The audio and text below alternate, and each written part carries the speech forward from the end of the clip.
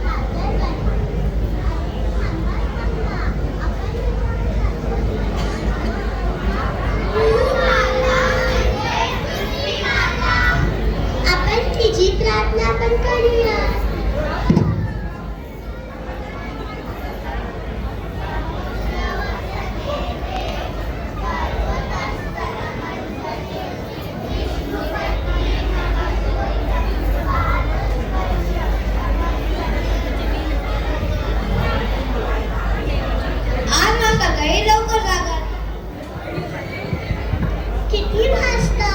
Sunrise होताना पाहिलास का? हो, मी सनराईज होताना पाहिला. आणि मला हे पण माहिती आहे की जी सगळी आपण कामं करतोय ती सूर्य उगवल्यावर आपण करू शकतो. तिची पण प्रार्थना करूयात.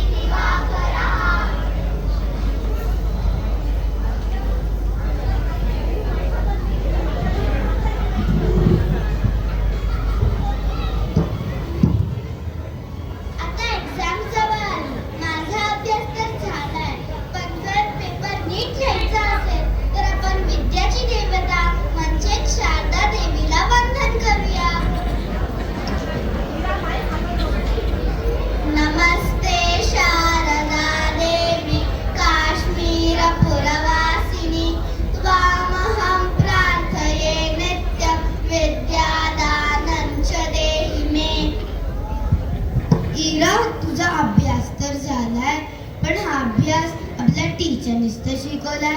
आपण तिची पण वंदन करूयात. ब्रह्मा गुरुर्विष्णू गुरुर्देव महेश्वरा गुरुर साक्षात परब्रह्म तस्मै श्री गुरवे नमः.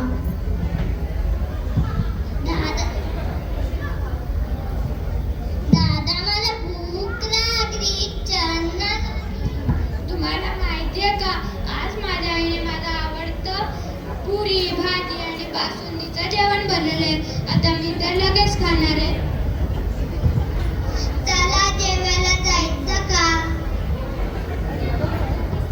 अरे विहान, तू जेवण तर जेवशील, पण तू रोज जेवायच्या आधी आपल्याला शिकवलेला श्लोक म्हणतोस का? हो, मी म्हणतो. चला आता तो पण म्हणूयात.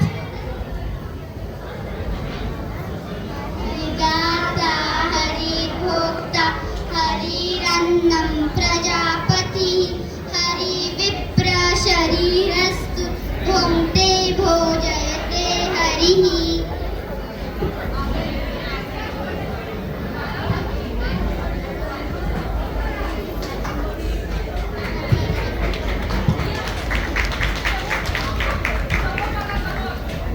जेवण खूप मस्त झालं होतं.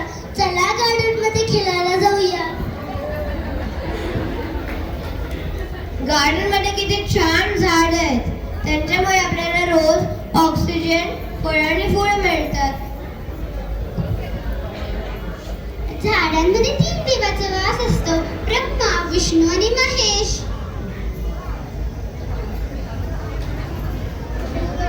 ब्रह्मरूपाय मध्यतो विष्णुरूपिणे अग्रतः शिवरूपाय वृक्षराजाय ते नमः.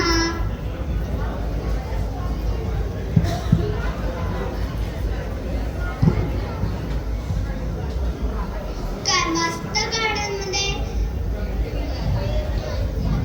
मजा आली. संध्याकाळ झाली. देव बाप्पाला दिवाला रोजचा होमवर्क केला पाहिजे. शुभंकरोती तर आपण म्हणतोच, त्याच्यावर दिव्यांचा श्लोक पण म्हणूयात.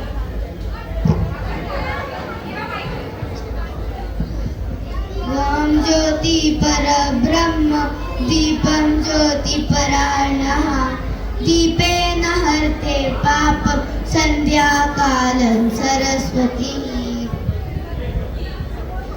आज आकाश किती स्वच्छ आणि चंद्र तर किती छान दिसतोय.